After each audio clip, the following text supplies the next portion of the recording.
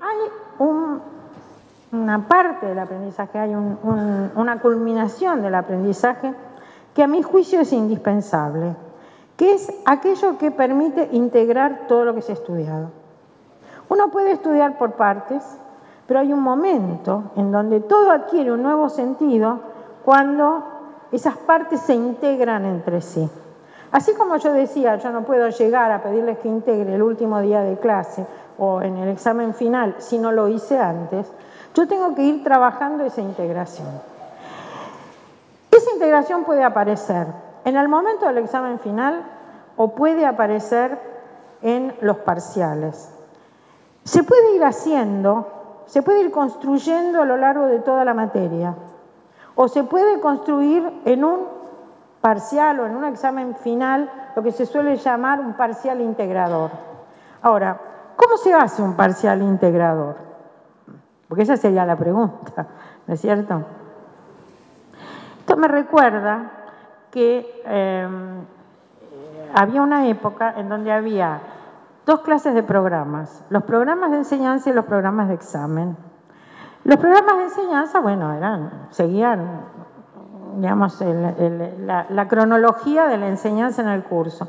Pero los programas de examen estaban compuestos por bolillas era lo que uno ponía en el bolillero, y lo que tenían era un tema de cada una de las bolillas de enseñanza, ¿no? Como para garantizar que en el momento del examen el alumno sabía algo de todo. Cuando yo decía validez de contenido, ellos procuraban la validez de contenido eligiendo un tema de cada una de las unidades de enseñanza para el momento del examen. Esa era la bolilla del programa de examen. Eso no significa que haya integración necesariamente. Lo que había sí era información de cada una de las unidades que componían el programa. Pero lo que a nosotros nos interesa es tratar de superar la fragmentación de la enseñanza. La escuela secundaria es la reina de la fragmentación. Ve usted que normalmente se dice que una disciplina es una subcultura. Y los chicos en la escuela secundaria entonces pasan entre 12 y 14 subculturas por semana. Además está fragmentado porque los horarios implican que hay varias materias por día. Y además, porque el profesor les dice, este es el tema y les voy a tomar una prueba de estudien, por ejemplo, tal tema para esa semana. O de tal página a tal página de un libro de texto. Es decir, que es todo fragmentado. Cuando llega el alumno a la universidad, nosotros tenemos que hacer el trabajo de superar las fragmentaciones. Pero también tenemos currículos donde tenemos materias separadas. El tema es cómo hacemos para salvar de alguna manera en la formación del alumno, primero, la integralidad de cada una de esas materias, de esas asignaturas, para que no queden pedazos. Si yo tomo solo parciales de la primera parte y luego de la segunda parte, por ejemplo, o tomo 3 parciales, tengo 3 pedazos. Tengo 2 posibilidades. O ir recogiendo todo lo anterior en el curso de toda la enseñanza, donde no resulta que lo que aprobó en el primer parcial nunca más le va a ser preguntado, sino que lo recojo cuando estoy enseñando lo que enseño en el segundo periodo y lo recojo, si lo dividiera en 3, en el tercer periodo, o siempre tengo presente, y con los alumnos también se va demostrando, que hay momentos de integración de los conocimientos. Mi problema en esos casos es cómo se integran. Pero vuelvo a decir, no lo puedo inventar en el momento del examen, del último parcial, sino que necesito ir trabajándolo antes. Que es una manera buena de trabajar una materia, desde el punto de vista de la enseñanza. Así que usted preguntaba cuál es la influencia que puede tener esto cuando se trata de promoción. La promoción va a surgir de las calificaciones que yo le haya puesto durante el curso.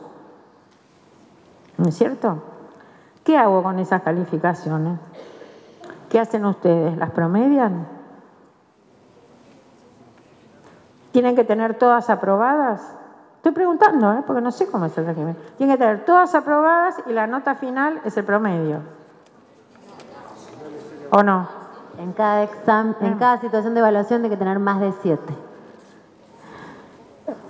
Yo no soy muy amiga de los promedios, porque los promedios realmente no son descriptivos. Pero sigo teniendo los problemas de calificación para cada uno de los periodos, para cada uno de los parciales. Y sigo teniendo el problema de qué hago con todos ellos. Cuando yo exijo que todos estén aprobados, primero les tengo que dar oportunidad de recuperación, que me imagino que ustedes les dan. Entonces, el tema es que yo tengo dos posibilidades. Estoy combinando lo que se llama promoción por logros mínimos exigidos con la promoción por promedios, ¿no? Tiene que tener todos aprobados logros mínimos exigidos. Generalmente, el sistema de promoción por logros mínimos exigidos requiere que se estimule a los alumnos para que superen el logro mínimo exigido. Porque si él puede aprobar con 4, bueno, el 4 es suficiente. A mí me interesa que lo supere. Promediarlos, tampoco estoy segura de que sea la mejor solución, debo decirlo, aunque es la habitual porque es la más práctica de todas. Porque en realidad lo que a mí me interesa es cuál ha sido la progresión que ha hecho el alumno. Empezó con 4, siguió con 6 y terminó con 7. Y bueno, yo creo que su nota debiera estar mucho más cerca del 6 y 7, realmente. Más allá de sacar la suma y dividirla. Pero ¿y si empezó con 4 y siguió con 8, 9? O si empezó con 4 y siguió con 6 y tuvo 10. A mí lo que me interesa también es cómo termina.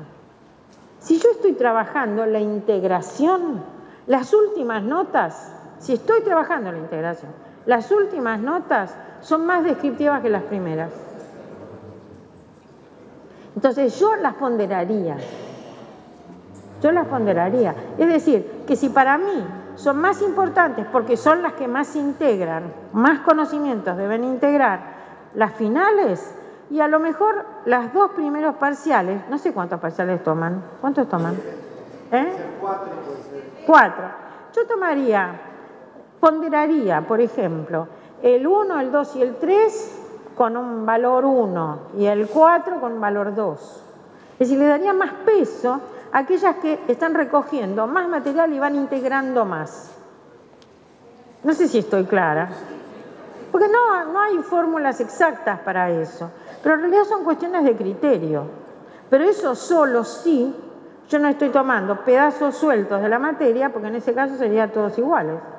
Si yo voy trabajando las integraciones, las últimas, en lugar de ser un promedio liso y llano, a mi juicio tendría que ser un promedio ponderado.